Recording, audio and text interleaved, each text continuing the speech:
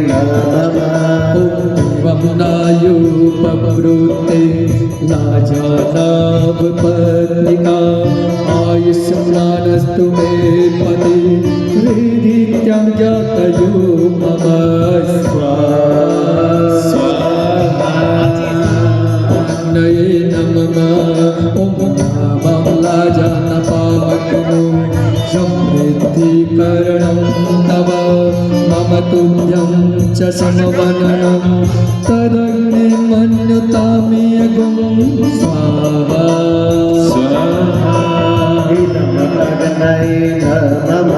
और तीसरा फेरा अर्थ धर्म और अब काम। आपको प्रेरित करती रहूंगी, आपके जीवन में ऊर्जा भरती रहूंगी, आपको हमेशा खुश रखने की चेष्टा मैं करूंगी अपनी तरफ से। इसलिए और आपको भी सेम पार्टीशन में मेरा ध्यान रखना, मैं आपके परिवार का सबका ध्यान रखते हुए, सबके मन का ध्यान रखते हुए, जिसको जैसी चीज की आवश्यकता होगी वैसे तैयारी करते रहूंगी।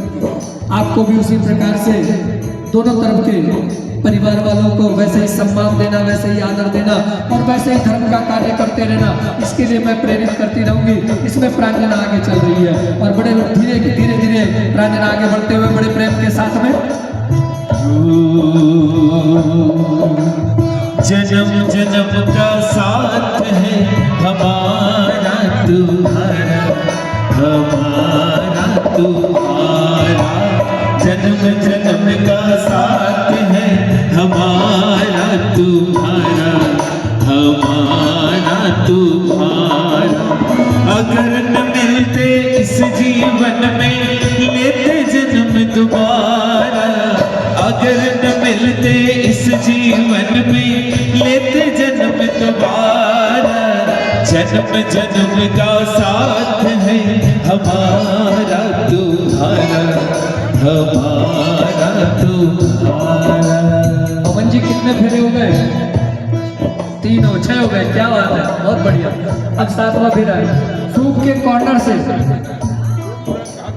भैया जी, ओ भैया जी, सूप के कॉर्नर से सारा हाथ में दे दीजिए। नहीं नहीं, सूप के कोना से दे दो सर, जितो दे सके, जितो आओगी तो दे दो। राजा राम सीता राम जय जय राम मेरे राम। राजा राम सीता राम जय जय राम सीता राम। बोलिए ओम भगाया स्वाहा। और ऊपर से बड़े आनंद से ऊपर से यहाँ से धीरे धीरे डालेंगे और स्वाहा का उच्चारण जरूर करेंगे। स्वाहा स्वाहा।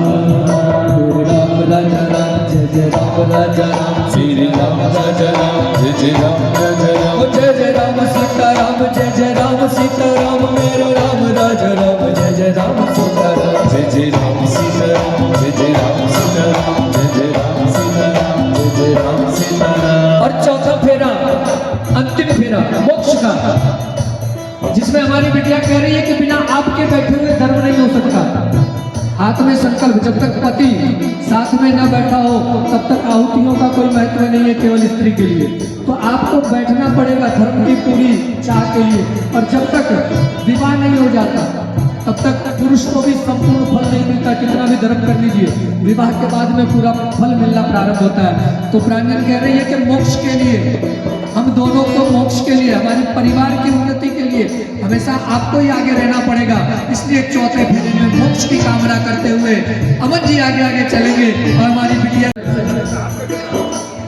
फेरे संस्कृति के हिसाब से, शास्त्र के हिसाब से 4 फेरे बताए गए।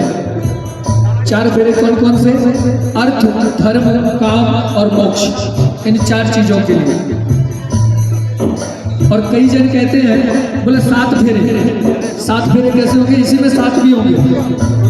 3 फेरों में जहाँ बिटिया आगे चलती है तो बिटिया का गोत्र जिंदल गोत्र और अमन जी का सिंगल गोत्र, ये 2 गोत्र के फेरे अलग अलग हो रहे हैं। और उसके बाद लास्ट फेरा जो रहता है, चौथा फेरा, 2 फेरे जब लेते हैं अलग अलग तो 2 की गिनती हो रही है ना, तो 3 से इंटू अगर 2 करेंगे तो 6 फेरे हो गए। और 1 फेरे में जब अमन जी आगे आगे चलेंगे चौथे फेरे में, वो संपूर्ण रूप से सिंगल गोत्र का एक फेरा माना जाएगा। ऐसे भी 7 फेरे गिने जाते हैं शास्त्र के अनुसार, लेकिन फेरे 4 ही है। पहला फेरा में अर्थ, धर्म, काम और मोक्ष।